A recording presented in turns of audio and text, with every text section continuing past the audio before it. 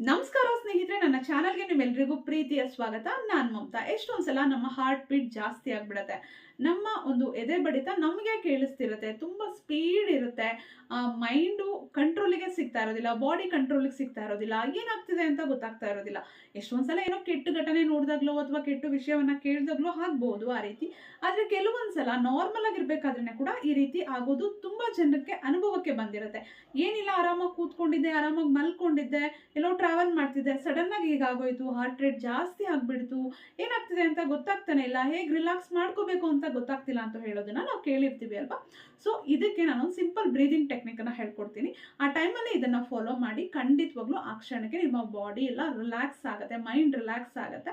ನಿಮ್ಮ ತುಂಬಾ simple breathing technique, ಒಂದ್ 2 ನಿಮಿಷ ಸಾಕಾಗುತ್ತೆ ನೀವು ರಿಲ್ಯಾಕ್ಸ್ ಆಗೋದಕ್ಕೆ. ಹೇಗೆ ಅಂತ ಹೇಳ್ತೀನಿ. ಅದಕ್ಕೂ ಮುಂಚೆ ಹೊಸದಾಗಿ ನನ್ನ ಯೂಟ್ಯೂಬ್ ಚಾನಲ್ನ ನೋಡ್ತಾ ಇದ್ರೆ ನನ್ನ ಚಾನಲ್ನ ಸಬ್ಸ್ಕ್ರೈಬ್ ಮಾಡಿ ಸಪೋರ್ಟ್ ಮಾಡಿ. ಹಾಗೆ ನನ್ನ ಫೇಸ್ಬುಕ್ ಪೇಜಿಂದ ವಿಡಿಯೋನ ನೋಡ್ತಾ ಇದ್ದು ಇನ್ನು ನನ್ನ ಪೇಜನ್ನು ಫಾಲೋ ಮಾಡಿಲ್ಲ ಅಂದ್ರೆ ಫಾಲೋ ಮಾಡಿ, ಲೈಕ್ ಮಾಡಿ ಸ್ನೇಹಿತರೆ. ಆರಾಮಾಗಿ ಕೂತ್ಕೊಂಡು ನಿಮ್ಗೆ ಯಾವಾಗ ಅವಶ್ಯಕತೆ ಇರುತ್ತೋ ಅವಾಗ ಈ ಬ್ರೀದಿಂಗ್ ಟೆಕ್ನಿಕ್ ಅನ್ನ ನೀವು ಫಾಲೋ ಮಾಡ್ಬೋದು, ಇಲ್ಲ ಪ್ರತಿನಿತ್ಯ ಮಾಡಿದ್ರು ಏನು ಪ್ರಾಬ್ಲಮ್ ಇಲ್ಲ. ನಿಮ್ಮ ಎದೆಯ ಭಾಗದಲ್ಲಿ ನೀವು ಲೆಫ್ಟ್ ಸೈಡ್ ಅಲ್ಲಿ ಉಲ್ಟಾ ಕಾಣ್ತಿರುತ್ತೆ. ನಾನು ಫ್ರಂಟ್ ಕ್ಯಾಮ್ರಾದಲ್ಲಿ ರೆಕಾರ್ಡ್ ಮಾಡ್ತಿರೋದ್ರಿಂದ ನಿಮ್ಗೆ ಉಲ್ಟಾ ಕಾಣ್ತಿರುತ್ತೆ, ಅರ್ಥ ಮಾಡ್ಕೊಳ್ಳಿ. ಉಲ್ಟಾ ಹೇಳ್ತಿದ್ದೀರಾ ಅಂತ ಹೇಳ್ತೀರಾ ತುಂಬಾ ಜನ, ನಾನು ಹೇಳಿದ್ರು ಕೂಡ. ಸೊ ನನ್ನ ಬಲಭಾಗ ಎಡಭಾಗ ಬಲಭಾಗ ತರ ಕಾಣಿಸ್ತಾ ಇರುತ್ತೆ, ಬಲಭಾಗ ಎಡಭಾಗ ತರ ಕಾಣಿಸ್ತಾ ಇರುತ್ತೆ. ಸೊ ನಾನು ಹೇಳ್ತಾ ಇದ್ದೀನಲ್ಲ ಬಾಯಲ್ಲಿ, ಅದನ್ನ ಅರ್ಥ ಮಾಡ್ಕೊಂಡು ಮಾಡಿ. ನಿಮ್ಮ ಎದೆಯ ಭಾಗದಲ್ಲಿ ನಿಮ್ಮ ಲೆಫ್ಟ್ ಸೈಡ್ ಅಲ್ಲಿ ಹಾರ್ಟ್ ಎಲ್ಲಿರುತ್ತೆ ಆ ಜಾಗದಲ್ಲಿ ನಿಮ್ಮ ಕೈನ ಈ ರೀತಿ ಇಟ್ಕೊಂಡು ನಿಧಾನವಾಗಿ ಕಣ್ಣನ್ನ ಮುಚ್ಕೊಂಡು ಉಸಿರಾಟ ಮಾಡಿ. 10 ಬಾರಿ ಡೀಪ್ ಆಗಿ ಉಸಿರು ತಗೋಬೇಕು. ಫುಲ್ ಹೊಟ್ಟೆ ತುಂಬುವಷ್ಟು ಉಸಿರು ತಗೋಬೇಕು. ನಿಧಾನವಾಗಿ ಉಸಿರನ್ನ ಹೊರಗಡೆ ಹಾಕ್ಬೇಕು. ನೋಡಿ ಹೀಗೆ. ಬ್ರೀತ್ ಔಟ್, ಬ್ರೀತ್ ಇನ್, ಬ್ರೀತ್ ಔಟ್. ಆ ಟೈಮಲ್ಲಿ ನಿಮಗೆ ನಿಮ್ಮ ಉಸಿರಾಟದ ಕಡೆಗೆ ಗಮನವನ್ನು ತರೋದು ಕೂಡ ಆಗ್ತಿರೋದಿಲ್ಲ. ಆ ರೀತಿ ನಿಮಗೆ ತುಂಬಾ ಡಿಸ್ಟರ್ಬ್ ಆಗ್ತಿರತ್ತೆ ನಿಮಗೆ. ಸೊ ನೀವು ಏನ್ ಮಾಡಬೇಕು, ನಿಧಾನವಾಗಿ ಡೀಪ್ ಆಗಿ ಬ್ರೀತ್ ಮಾಡಬೇಕು. Breathe out. ಫುಲ್ ಹೊಟ್ಟೆ ತುಂಬಿಸ್ಕೊಬೇಕು, ಮತ್ತೆ ತುಂಬಿಸ್ಕೊಂಡಿರುವಂತ ಉಸಿರನ್ನ ನಿಧಾನವಾಗಿ ಹೊರಗಡೆ ಹಾಕ್ಬೇಕು. ಈ ರೀತಿ 10 ಬಾರಿ ಮಾಡ್ಕೊಳ್ಳಿ. ನಂತರ ಉಸಿರನ್ನ ತಗೊಳ್ಳಿ, ಉಸಿರನ್ನ ಹೊರಗಡೆ ಹಾಕ್ತಾ ಈ ಅಂತ ಸೌಂಡ್ ಮಾಡಬೇಕು. ಈ ಅನ್ನೋ ಒಂದು ಸೌಂಡ್ ಇದೆಯಲ್ಲ, ಅದು ನಿಮ್ಮ ಬಾಡಿಯನ್ನ ಮೈಂಡ್ ಅನ್ನ ರಿಲ್ಯಾಕ್ಸ್ ಮಾಡುತ್ತೆ ಅಂತಾನೆ ಹೇಳ್ಬೋದು. ನೋಡಿ, ಈ ಈ ಈ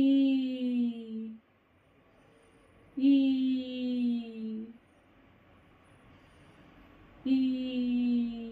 ಈ ರೀತಿ ಉಸಿರನ್ನ ತಗೊಳ್ಬೇಕು. ಉಸಿರನ್ನ ಹೊರಗಡೆ ಹಾಕ್ಬೇಕಾದ್ರೆ ಈ ಅಂತ ಸೌಂಡ್ ಮಾಡಬೇಕು.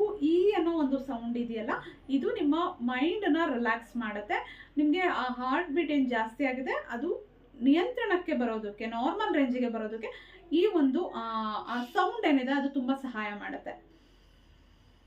ಈ ಈ ಅಂತ ಸೌಂಡ್ ಮಾಡಬೇಕು. ಇದನ್ನ 30 ಟೈಮ್ಸ್ ಮಾಡಬೇಕು. ಉಸಿರು ತಗೊಂಡು ಈ ಅಂತ ಉಸಿರನ್ನ ಹೊರಗಡೆ ಬಿಟ್ಟರೆ 1 ರೌಂಡ್ ಅಂತ ಆಗುತ್ತೆ. ಈ ರೀತಿ 30 ರೌಂಡ್ಸ್ ಅಲ್ಲಿ ನೀವು ಮಾಡ್ಕೋಬೇಕು. ನಿಧಾನವಾಗಿ ಮಾಡಿ. ನಿಮಗೆ ಎಷ್ಟು ನಿಧಾನವಾಗಿ ಮಾಡೋದಕ್ಕೆ ಸಾಧ್ಯ ಆಗುತ್ತೋ ಅಷ್ಟು ಆರಾಮವಾಗಿ ಮಾಡ್ಕೊಳ್ಳಿ. 30 ರೌಂಡ್ಸ್ ಮಾಡ್ಕೊಳ್ಳಿ. ಬ್ರೀದ್ ಇನ್, ಡೀಪ್ ಆಗಿ ಬ್ರೀದ್ ಮಾಡಿ. ಬ್ರೀದ್ ಔಟ್ ಮಾಡೋದನ್ನ 10 ರೌಂಡ್ಸ್ ಮಾಡಿ. ಈ ಅಂತ ಸೌಂಡ್ ಮಾಡೋದನ್ನ 30 ರೌಂಡ್ಸ್ ಮಾಡ್ಕೊಳ್ಳಿ.